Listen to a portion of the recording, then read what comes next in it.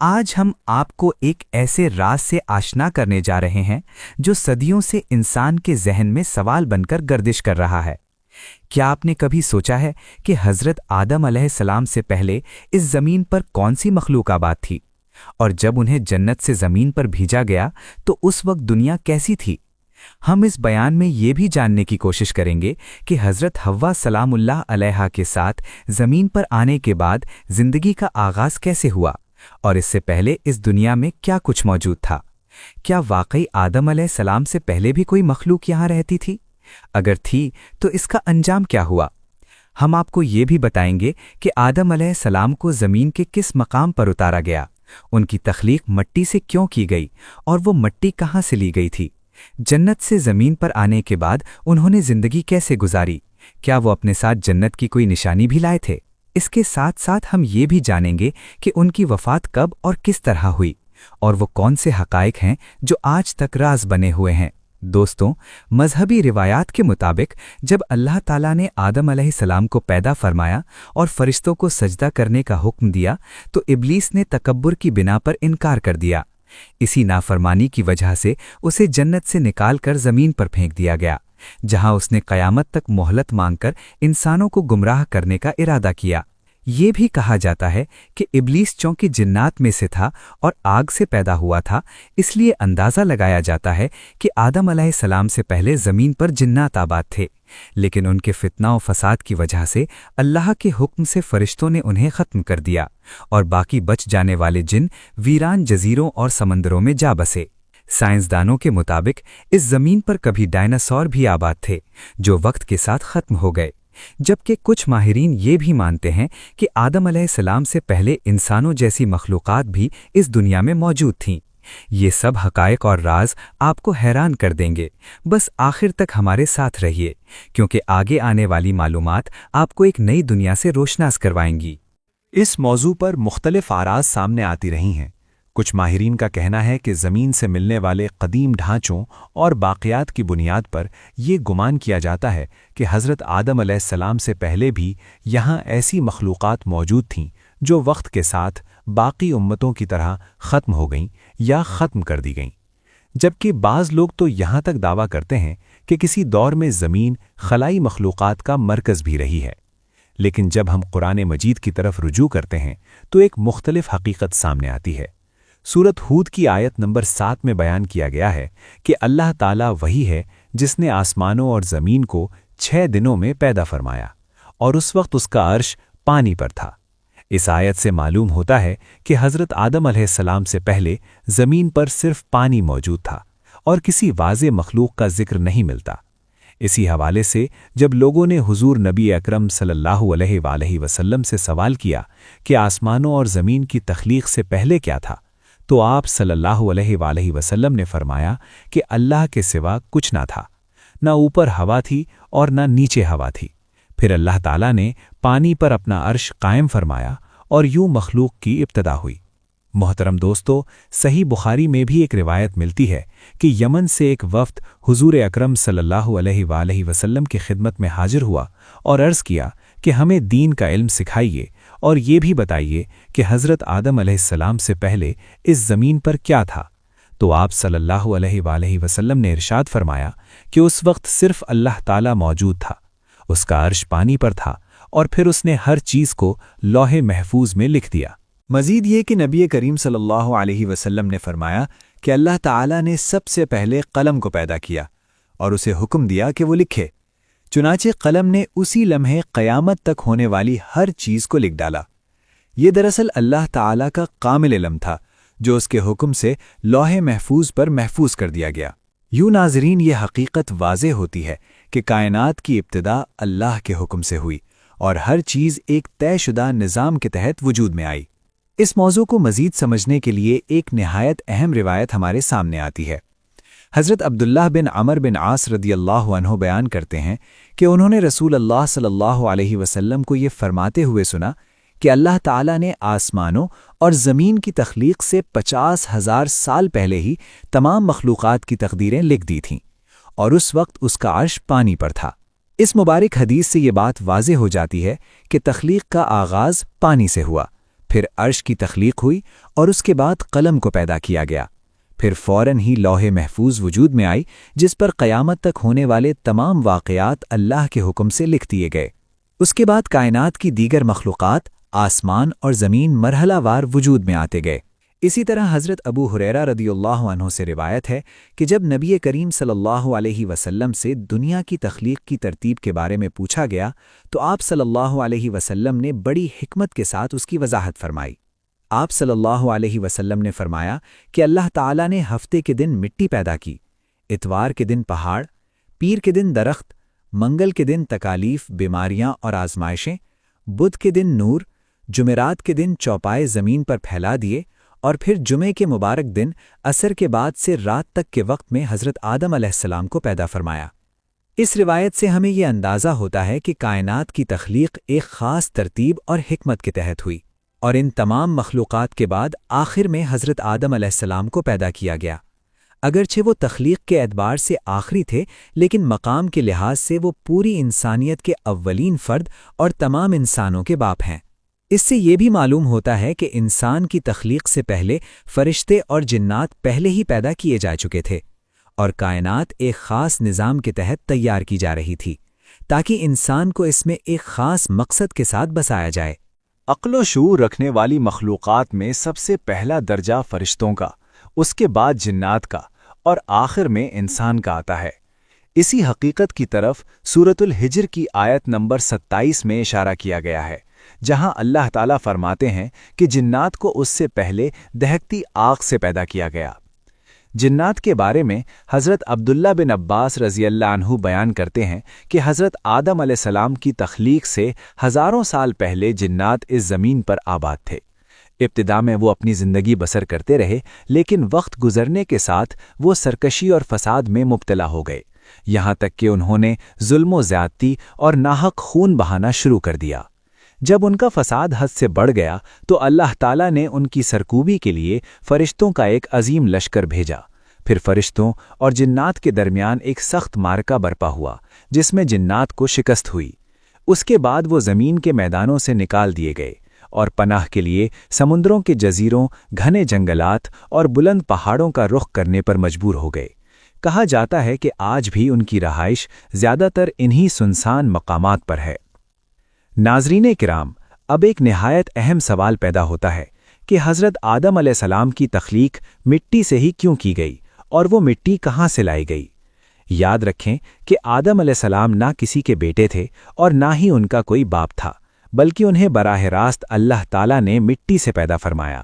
روایات میں آتا ہے کہ جب اللہ تعالیٰ نے ان کی تخلیق کا ارادہ فرمایا تو حضرت اسرائیل علیہ السلام کو حکم دیا کہ زمین سے مٹی لے کر آئیں۔ چنانچہ حضرت اسرائیل علیہ السلام زمین پر تشریف لائے اور ایک مٹھی مٹی اٹھائی، لیکن وہ مٹھی دراصل پوری زمین کے مختلف حصوں کی نمائندگی کر رہی تھی۔ اس میں ہر رنگ اور ہر کیفیت کی مٹی شامل تھی، سفید، سیاہ، سرخ، زرد، نرم اور سخت، میٹھی، کڑوی، نمکین اور پھیکی۔ پھر اللہ تعالیٰ کے حکم سے اس مٹی کو مختلف پانیوں کے ساتھ گوندھا گیا اور اسی سے انسان کی تخلیق کی بنیاد رکھی گئی۔ یہی وجہ ہے کہ انسانوں کے رنگ، مزاج اور طبیعتیں ایک دوسرے سے مختلف ہوتی ہیں۔ چنانچہ ایک مدت کے بعد یہ چپکنے والی بن گئی، پھر ایک مدت تک یہ گھٹی گئی تو کیچڑ کی طرح وہ گارا بن گئی تھی، پھر یہ خشک ہو کر کھنکھناتی اور بچتی ہوئی مٹی نفی۔ پھر اسی مٹی سے اللہ تبارک و تعالیٰ نے حضرت آدم علیہ السلام کا پتلا بنا کر جنت کے دروازے پر رکھ دیا گیا، جس کو دیکھ دیکھ کر فرشتوں کی جماعت تعجب کرتی تھی، کیونکہ فرشتوں نے ایسی شکل و صورت کی کوئی مخلوق کبھی پہلے نہیں دیکھی تھی۔ محترم دوستوں، اللہ تبارک و تعالیٰ نے اس پتلے میں روح کو داخل ہونے کا حکم ارشاد فرمایا۔ چنانچہ روح داخل ہو کر جب آپ کے نتنوں میں پہنچی تو آپ کو چھینک آئی۔ جب روح زبان تک پہنچی تو آپ نے الحمدللہ پڑھا اور اللہ تبارک و تعالیٰ نے فرمایا یرحمک اللہ، یعنی اللہ تم پر رحمت فرمائے۔ اے ابو محمد یعنی آدم، میں نے تم کو اپنی حمد ہی کے لیے بنایا ہے۔ پھر رفتہ رفتہ پورے بدن میں روح پہنچی، پھر آپ زندہ ہو کر اٹھ کھڑے ہوئے۔ اللہ تعالیٰ نے حضرت آدم علیہ السلام کو 4 عظیم شرف اور مرتبے عطا فرمائے تھے۔ نمبر 1، اپنے ہاتھ سے پیدا فرمایا۔ ایک بات یہاں یہ واضح کرتے چلیں کہ اللہ تبارک و تعالیٰ وجود سے پاک ہے، تو ہاتھ سے مراد اپنے نگاہ کرم نواز اور اپنی رحمت خاص سے پیدا فرمایا۔ نمبر 2، پھر روح پھونکی۔ نمبر 3، فرشتوں کو سجدہ کرنے کا حکم فرمایا۔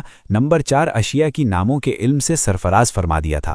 دوستوں، مختلف مذاہب کی کتابوں میں یہ لکھا ہے کہ ابلیس یعنی شیطان جن تھا اور اللہ تعالیٰ نے اس کی عبادات کے باعث اسے فرشتوں میں شامل کر لیا تھا اور اسے ان کا سردار بھی بنا لیا تھا۔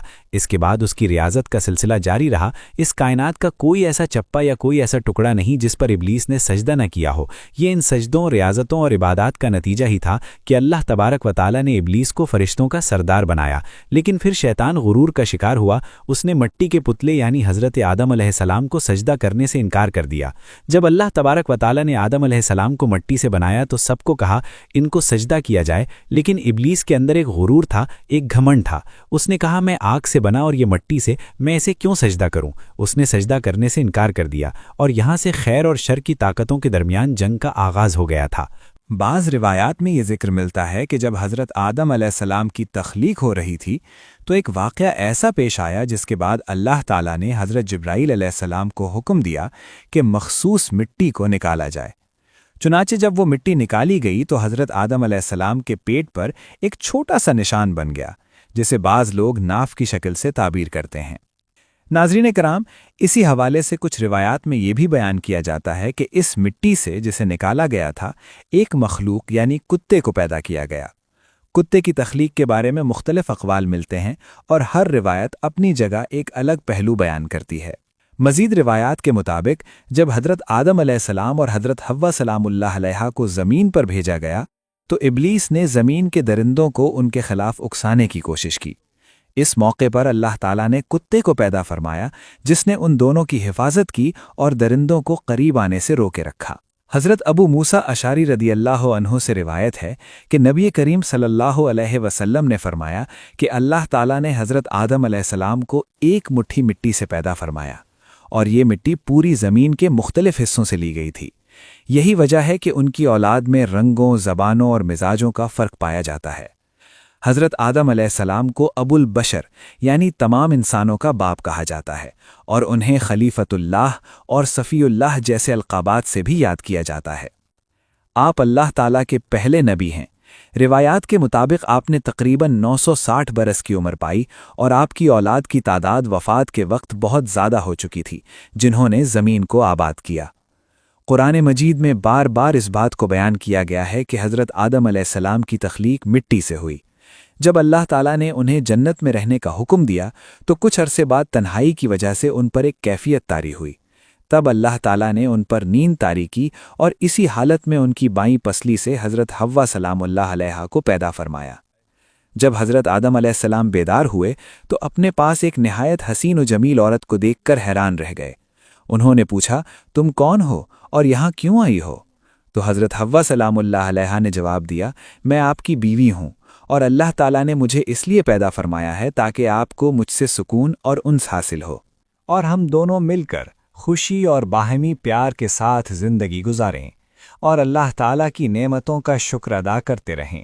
قرآن مجید میں بھی اس حقیقت کو بیان کیا گیا ہے کہ اللہ تعالیٰ نے ایک ہی جان سے اس کا جوڑا پیدا فرمایا اور پھر ان دونوں سے بے شمار مرد و عورت دنیا میں پھیلا دیے۔ حضرت آدم علیہ السلام کی تخلیق کا واقعہ قرآن کے ان عظیم عجائبات میں سے ہے جس میں بے شمار نصیحتیں اور عبرتیں پوشیدہ ہیں۔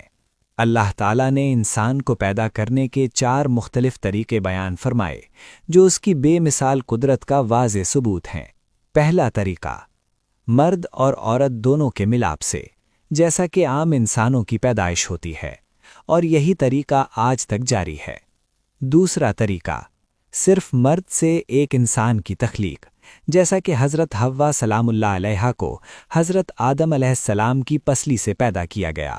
تیسرا طریقہ صرف عورت سے ایک انسان کی پیدائش، جیسا کہ حضرت عیسیٰ علیہ السلام کو بغیر باپ کے حضرت مریم سلام اللہ علیہا کے بطن سے پیدا فرمایا گیا۔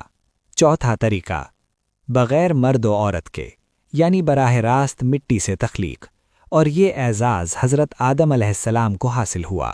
ان چاروں طریقوں سے ایک بہت بڑی حقیقت واضح ہوتی ہے کہ اللہ تعالیٰ کسی ایک طریقے کا پابند نہیں، بلکہ وہ ہر چیز پر کامل قدرت رکھتا ہے۔ وہ جیسے چاہے، جب چاہے، جس طرح چاہے پیدا فرما سکتا ہے۔ یہی اس کی خلاقیت اور قدرت کا سب سے بڑا مظہر ہے۔ اگر انسان غور کرے تو معلوم ہوتا ہے کہ نہ مرد اکیلا کسی تخلیق پر ناز کر سکتا ہے، نہ عورت، اور نہ ہی دونوں مل کر، کیونکہ اللہ تعالیٰ نے ہر ممکن صورت میں انسان کو پیدا کر کے یہ واضح کر دیا کہ اصل خالق صرف وہی ہے۔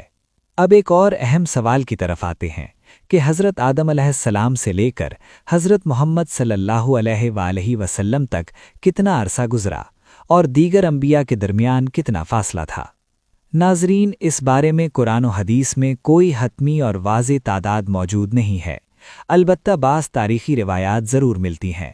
مثلاً امام ابن عساکر نے نقل کیا ہے کہ حضرت آدم علیہ السلام اور حضرت نوح علیہ السلام کے درمیان تقریباً 1200 سال کا فاصلہ تھا، جبکہ حضرت نوح علیہ السلام اور حضرت ابراہیم علیہ السلام کے درمیان تقریباً 1142 سال کا عرصہ بیان کیا جاتا ہے۔ حضرت ابراہیم علیہ السلام سے حضرت موسیٰ علیہ السلام تک تقریباً 565 سال کا عرصہ بتایا جاتا ہے، جبکہ حضرت موسیٰ علیہ السلام سے حضرت عیسیٰ علیہ السلام تک تقریباً 1356 برس کا فاصلہ بیان کیا جاتا ہے۔ اسی طرح حضرت عیسیٰ علیہ السلام سے حضرت محمد صلی اللہ علیہ وآلہ وسلم تک تقریباً 600 سال کا وقفہ ذکر کیا جاتا ہے۔ اگر انبیاء کرام کی ظاہری حیات پر نظر ڈالیں تو روایات میں آتا ہے کہ حضرت آدم علیہ السلام نے تقریباً 960 سال عمر پائی، حضرت نوح علیہ السلام تقریباً 950 برس تک دنیا میں رہے، حضرت ابراہیم علیہ السلام کی عمر تقریباً 200 سال بیان کی جاتی ہے، حضرت داؤد علیہ السلام تقریباً 100 سال، حضرت عیسیٰ علیہ السلام تقریباً 33 سال، جبکہ حضرت محمد صلی اللہ علیہ وآلہ وسلم نے 63 برس کی عمر پائی۔ ان روایات کی بنیاد پر بعض لوگ یہ اندازہ لگاتے ہیں کہ حضرت آدم علیہ السلام کی دنیا میں آمد سے لے کر آج تک تقریباً 9000 سے زائد سال گزر چکے ہیں، جبکہ آپ صلی اللہ علیہ وآلہ وسلم اور حضرت آدم علیہ السلام کے درمیان کا عرصہ بھی ہزاروں برسوں پر محیط بتایا جاتا ہے۔ تاہم ناظرین، یہ سب اندازے ہیں، حتمی علم صرف اللہ تعالیٰ ہی کے پاس ہے۔ اب ایک نہایت دلچسپ سوال کی طرف آتے ہیں کہ حضرت آدم علیہ السلام جنت سے زمین پر کہاں اترے تھے؟ جب جنت سے زمین پر بھیجنے کا وقت آیا تو حضرت آدم علیہ السلام نے حضرت حوا سلام اللہ علیہ کا ہاتھ تھاما اور فرمایا، اب جدائی اور آزمائش کا وقت آ پہنچا ہے۔ اسی لمحے حضرت جبرائیل علیہ السلام نازل ہوئے اور حکم دیا کہ آپ دونوں الگ ہو جائیں، کیونکہ اللہ تعالیٰ کی مشیت یہی ہے کہ آپ کو زمین پر مختلف مقامات پر اتارا جائے۔ یہ سن کر حضرت آدم علیہ السلام نے حضرت حوا کا ہاتھ چھوڑ دیا اور یوں دونوں جدا ہو گئے۔ روایات کے مطابق حضرت آدم علیہ السلام کو سرندیپ یعنی آج کے سری لنکا میں اتارا گیا، جبکہ حضرت حوا سلام اللہ علیہ کو جدہ کے قریب زمین پر اتارا گیا۔ اسی طرح ابلیس کو ان سے پہلے ہی اعلیٰ کے مقام پر اتار دیا گیا تھا۔ یوں ناظرین، انسان کی زمین پر آمد کا یہ آغاز جدائی، آزمائش اور ایک نئے سفر کی شروعات تھا، جس نے پوری انسانیت کی تاریخ کو جنم دیا۔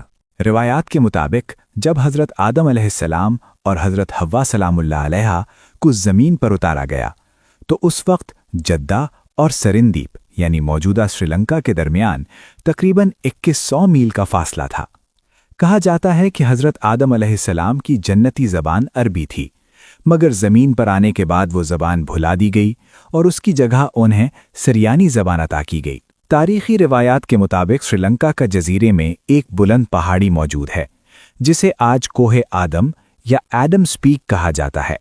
مقامی زبان میں اسے سری پادا بھی کہتے ہیں۔ کہا جاتا ہے کہ اس پہاڑ کی چوٹی پر ایک قدم کا نشان موجود ہے جسے بعض لوگ حضرت آدم علیہ السلام سے منسوب کرتے ہیں۔ اس پہاڑ پر موجود قدم کا نشان ایک سخت سیاہ پتھر میں ہے جس کی لمبائی تقریباً 5 فٹ اور چوڑائی 2 فٹ بیان کی جاتی ہے۔ بعض لوگ اس سے حضرت آدم علیہ السلام کے قد کا اندازہ بھی لگاتے ہیں۔ زائرین اپنے اپنے عقیدے کے مطابق یہاں عبادت کرتے ہیں۔ مسلمان اسے حضرت آدم علیہ السلام کا نشان سمجھتے ہیں، بدھ مت کے ماننے والے اسے بدھا سے منسوب کرتے ہیں، جبکہ ہندو اسے شیو جی کا قدم قرار دیتے ہیں۔ دلچسپ بات یہ ہے کہ مشہور سیاح ابن بطوطہ نے بھی اپنے سفر نامے میں اس مقام کا ذکر کیا ہے۔ وہ لکھتے ہیں کہ سری لنکا کے بادشاہ نے ان کے لیے خاص انتظام کیا اور وہ کئی افراد کے ساتھ اس پہاڑ کی زیارت کے لیے گئے۔ ان کے مطابق دنیا کے مختلف حصوں حتیٰ کہ چین سے بھی لوگ یہاں زیارت کے لیے آتے تھے۔ البتہ یہ بات ذہن میں رکھنی چاہیے کہ قرآن مجید یا مستند احادیث میں اس قدم کے نشان کے بارے میں کوئی واضح ذکر موجود نہیں ہے، اس لیے اسے صرف تاریخی اور روایتی حوالے سے ہی دیکھا جاتا ہے۔ محترم دوستو، اب ایک اور اہم پہلو کی طرف آتے ہیں۔ روایات کے مطابق حضرت آدم علیہ السلام کچھ عرصہ جنت میں رہے، جہاں انہیں ہر نعمت حاصل تھی، مگر ایک درخت کے قریب جانے سے منع کیا گیا تھا۔ ابلیس، جو پہلے ہی ان کا دشمن بن چکا تھا، مسلسل موقع کی تلاش میں تھا۔ آخر کار اس نے وسوسے ڈالنے شروع کیے اور کہا کہ تمہیں اس درخت سے اس لیے روکا گیا ہے کہ کہیں تم فرشتے نہ بن جاؤ یا ہمیشہ زندہ نہ ہو جاؤ۔ اس دھوکے میں آ کر جب انہوں نے اللہ کے حکم کے خلاف قدم اٹھایا تو پھر وہ وقت آیا جب انہیں جنت سے زمین پر بھیج دیا گیا، اور یوں انسان کی آزمائشوں بھری زندگی کا آغاز ہوا۔ ابلیس کی مسلسل وسوسہ اندازی نے آخرکار اثر دکھایا اور اس کی باتوں نے حضرت حوا سلام اللہ علیہا کو سوچ میں ڈال دیا۔ بار بار کی ترغیب کے بعد وہ اس بات پر مائل ہو گئیں کہ شجر ممنوعہ کا ذرا سا پھل چکھ لیا جائے۔ ایک دن انہوں نے حضرت آدم علیہ السلام سے کہا، آخر اس درخت میں ایسا کیا راز ہے جس سے ہمیں روکا گیا ہے؟ کیوں نہ ہم اس کا تھوڑا سا حصہ آزما کر دیکھیں؟ ابتدا میں حضرت آدم علیہ السلام اس پر بالکل آمادہ نہ تھے، مگر مسلسل اصرار پر وہ بادل ناخواستہ راضی ہو گئے۔ جیسے ہی دونوں نے اس پھل کو چکھا، فوراً ان کی ستر پوشی ختم ہو گئی اور وہ ایک دوسرے کے سامنے عیاں ہو گئے۔ یہ منظر دیکھ کر وہ سخت گھبرا گئے اور جنت کے درختوں کے پتے توڑ توڑ کر اپنے جسم کو چھپانے لگے۔ اسی لمحے اللہ تعالیٰ کی طرف سے پکار آئی، کیا میں نے تمہیں اس درخت سے منع نہیں کیا تھا؟ اور کیا تمہیں نہیں بتایا تھا کہ شیطان تمہارا کھلا دشمن ہے؟ یہ آواز سنتے ہی دونوں پر خوف الہی طاری ہو گیا۔ نہایت عاجزی اور ندامت کے ساتھ دونوں نے عرض کیا، اے ہمارے رب، ہم نے اپنے آپ پر ظلم کیا۔ اگر تو نے ہمیں معاف نہ فرمایا اور ہم پر رحم نہ کیا تو ہم یقیناً خسارہ اٹھانے والوں میں سے ہوں گے۔ اللہ تعالیٰ نے فرمایا کہ اب تمہیں ایک مدت تک زمین پر رہنا ہوگا، جہاں تمہیں آزمائشوں کا سامنا کرنا ہوگا۔ وہیں تمہاری زندگی گزرے گی، وہیں تمہیں موت آئے گی اور پھر وہیں سے تمہیں دوبارہ اٹھایا جائے گا۔ چنانچہ دونوں کو زمین کی طرف بھیج دیا گیا۔ جب حضرت آدم علیہ السلام زمین پر تشریف لائے تو انہوں نے بارگاہ الہی میں عرض کیا، اے اللہ، یہاں نہ میں فرشتوں کی تسبیح کی آواز سنتا ہوں، نہ کوئی عبادت گاہ نظر آتی ہے، جیسے آسمان میں بیت المعمور ہے جہاں فرشتے طواف کرتے ہیں۔ اس پر اللہ تعالیٰ کی طرف سے حکم ہوا کہ زمین پر ایک مقام پر کعبۃ اللہ تعمیر کرو اور اسی کے گرد طواف کیا کرو اور اسی کی طرف رخ کر کے عبادت کیا کرو۔ چنانچہ حضرت جبرائیل علیہ السلام رہنمائی کے لیے حضرت آدم علیہ السلام کے ساتھ ہوئے اور انہیں اس مقام تک لے گئے جہاں کعبے کی بنیاد رکھی جانی تھی۔ روایت میں آتا ہے کہ اس کی بنیاد زمین کی گہرائی تک رکھی گئی اور فرشتوں نے مختلف پہاڑوں کے پتھروں سے اسے مضبوط کیا۔ یوں حضرت آدم علیہ السلام نے زمین پر پہلی عبادت گاہ قائم کی جہاں وہ نماز ادا کرتے اور طواف کرتے رہے۔ محترم دوستو، زمین پر آنے کے بعد حضرت آدم علیہ السلام نہایت رنجیدہ اور شرمسار رہتے تھے۔ حضرت حوا سلام اللہ علیہا سے جدائی نے بھی انہیں شدید غم میں مبتلا کر رکھا تھا۔ وہ طویل عرصے تک اللہ کے حضور گڑ گڑاتے، آنسو بہاتے اور معافی مانگتے رہے۔ آخر کار ان کی یہ عاجزی اور گریہ ازاری قبول ہوئی اور ایک دن حضرت جبرائیل علیہ السلام حاضر ہوئے اور انہیں اللہ تعالیٰ کی طرف سے معافی کی خوشخبری سنائی۔ یوں رحمت الہی نے ایک بار پھر انسان کو اپنی آغوش میں لے لیا۔ محترم ناظرین، حضرت آدم علیہ السلام کی توبہ کی قبولیت کے حوالے سے ایک اور دل نشین روایت بھی بیان کی جاتی ہے۔ حضرت عمر رضی اللہ تعالیٰ عنہ سے مروی ہے کہ نبی کریم صلی اللہ علیہ وآلہ وسلم نے فرمایا کہ جب حضرت آدم علیہ السلام سے لغزش ہوئی تو انہوں نے بارگاہ الہی میں عرض کیا، اے میرے رب، میں آپ سے حضرت محمد صلی اللہ علیہ وآلہ وسلم کے وسیلے سے سوال کرتا ہوں کہ میری مغفرت فرما دیجیے۔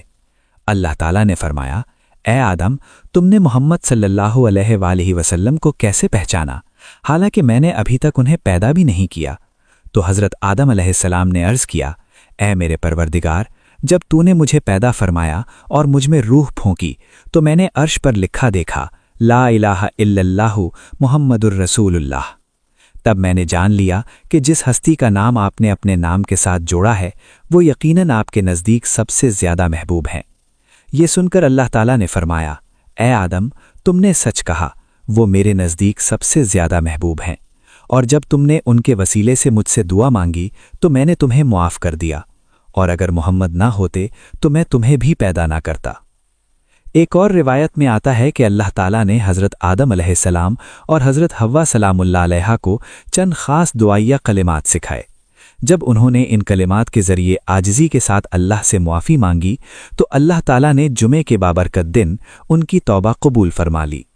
یوں ناظرین، یہ واقعہ ہمیں یہ سبق دیتا ہے کہ اگر انسان سچے دل سے توبہ کرے، عاجزی اختیار کرے اور اللہ سے رجوع کرے تو اللہ تعالیٰ کی رحمت ضرور اس کو اپنے دامن میں لے لیتی ہے۔ حضرت آدم علیہ السلام توبہ کی قبولیت کے بعد خوشی اور شکر کے جذبات سے سرشار ہو گئے اور بارگاہ الہی میں سجدہ ریز ہو کر اللہ تعالیٰ کا شکر ادا کیا۔ اس کے بعد حضرت جبرائیل علیہ السلام انہیں لے کر مکہ مکرمہ تشریف لائے، جہاں حضرت آدم علیہ السلام نے خانہ کعبہ کی بنیاد رکھی اور روایت کے مطابق حجر اسود کو اس کی دیوار میں نصب فرمایا۔ پھر آپ نے اسی گھر کے گرد طواف کیا اور اللہ تعالیٰ کی عبادت میں مشغول ہو گئے۔ طواف سے فارغ ہونے کے بعد حضرت جبرائیل علیہ السلام انہیں جبل عرفات کی طرف لے گئے، جہاں حضرت حوا سلام اللہ علیہا موجود تھیں، لیکن طویل جدائی اور حالات کے اثرات کی وجہ سے دونوں ایک دوسرے کو فوراً پہچان نہ سکے۔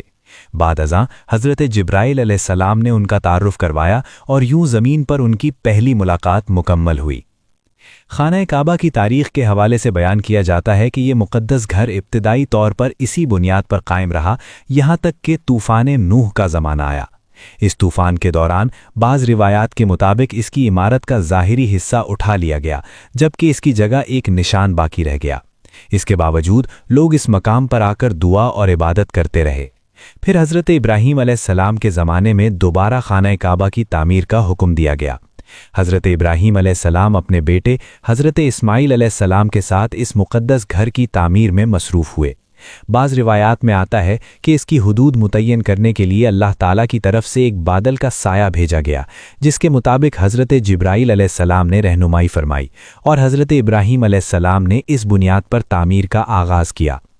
اس تعمیر میں مختلف مراحل شامل تھے اور وقت کے ساتھ اس مقدس گھر میں کچھ ظاہری تبدیلیاں بھی ہوتی رہیں، مگر اس کی اصل بنیاد اور مقام وہی رہا جو ابتدا میں مقرر کیا گیا تھا۔